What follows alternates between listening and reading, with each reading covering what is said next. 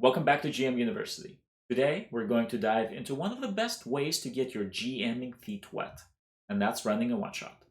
Whether you're new to GM role or looking for a fun, low-pressure adventure to throw at your friends, a one-shot is the perfect place to start. So, what exactly is a one-shot? One-shot is a single-session adventure that has a beginning, middle, and an end, and typically lasts for about 2 to 5 hours. Unlike a campaign, which can last much longer and potentially span years, a one shot is self contained. This means you can try new things, you can experiment with the mechanics, or you can test out ideas, all without committing to a long term campaign. But first, you need to choose your adventure. There are many pre written one shots out there, so if you're new to GMing, I recommend starting with one of them. They come in a variety of different flavors, so if you look around, you'll find something that matches your and your table's taste. I will link some resources in the description, but if you don't want to be looking for a one-shot, I will actually describe one in this video. When running a short-form adventure, it's very important not to overcomplicate the plot. Keep the amount of side quests to a minimum. You want clear objectives, such as find the treasure, solve the mystery, escape the dungeon. The goal should be straightforward and achievable within one session. You want enough flexibility so your players can be creative, but you also want structure in order to progress the story forward. Pacing is key, the time is limited, should attempt to stay on track as much.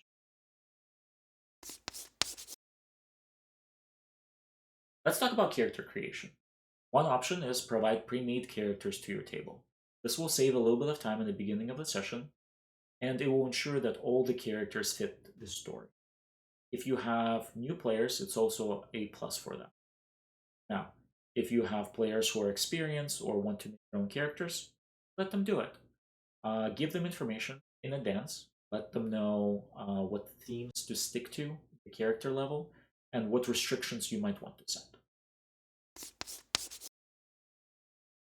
In the one-shot, time management is key. You have very limited time in order to tell your whole story, so don't be afraid to keep the combat simple, fast, fun. Trim down the excessive details or unnecessary rolls. For the role-playing scenes, encourage meaningful interactions, but don't let the conversations go off on irrelevant tangents for too long. An important part of pacing is knowing when to move forward, so if your party is dragging their feet, gently guide them to the next part of the adventure. Be prepared for the unexpected. Players will often throw curveballs at you, and it's okay. When preparing for a one-shot, you can't think of every single possibility, so you will have to improvise at one point or another.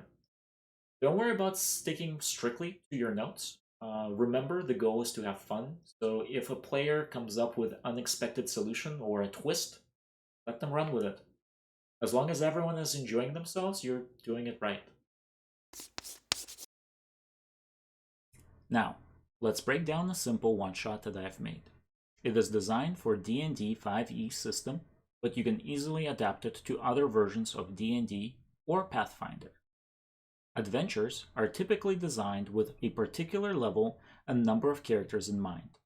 This one is for 3 level 1 characters. Adventures will usually have a hook or even a list of hooks. It is the starting point for an adventure and gives the characters a reason to get involved. Hooks range in level of detail from one sentence to a whole series of scenes and scripted dialogues. In this particular case, the hook is fairly straightforward.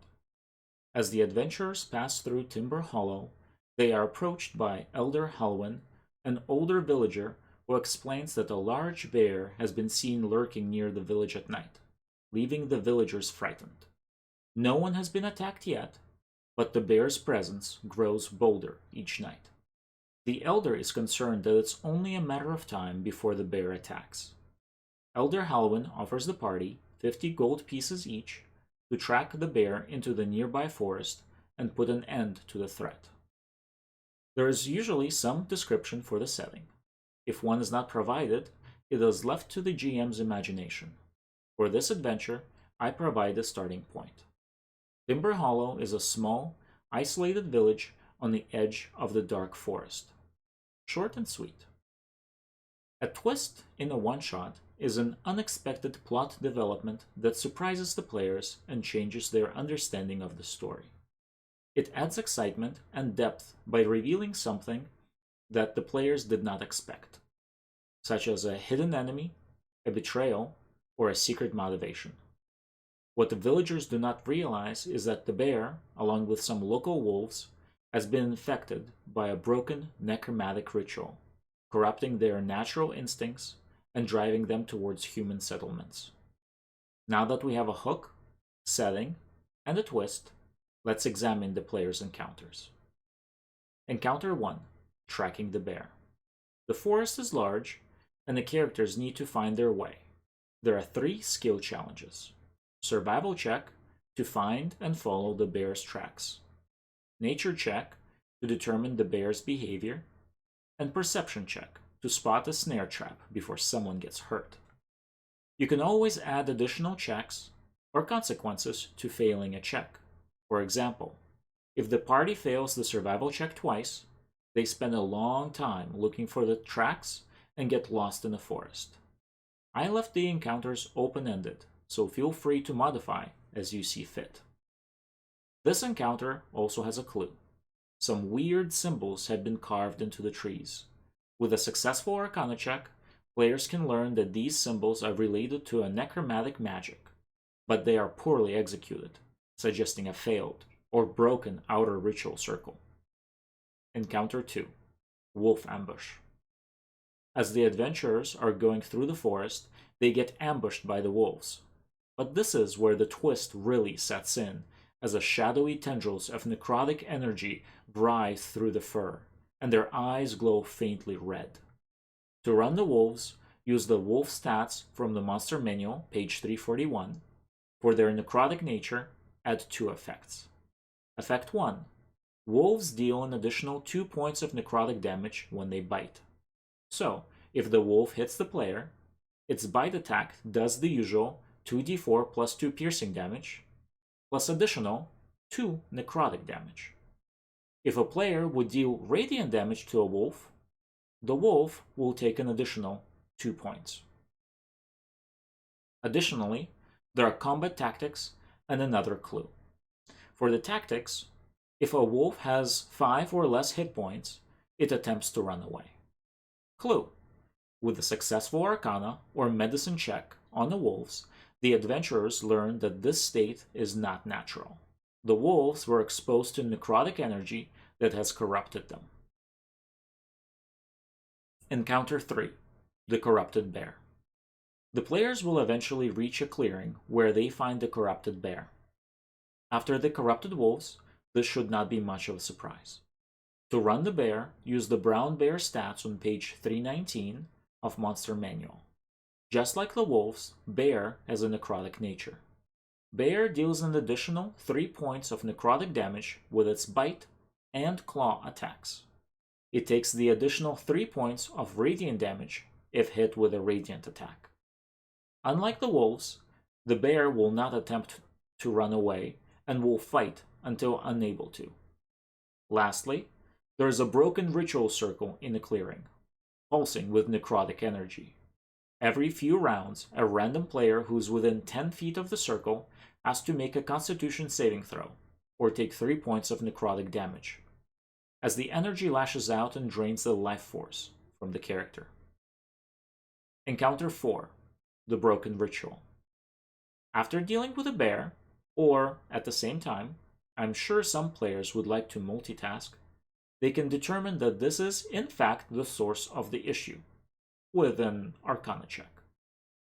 Adventurers can attempt to safely dismantle the ritual circle by completing a series of checks.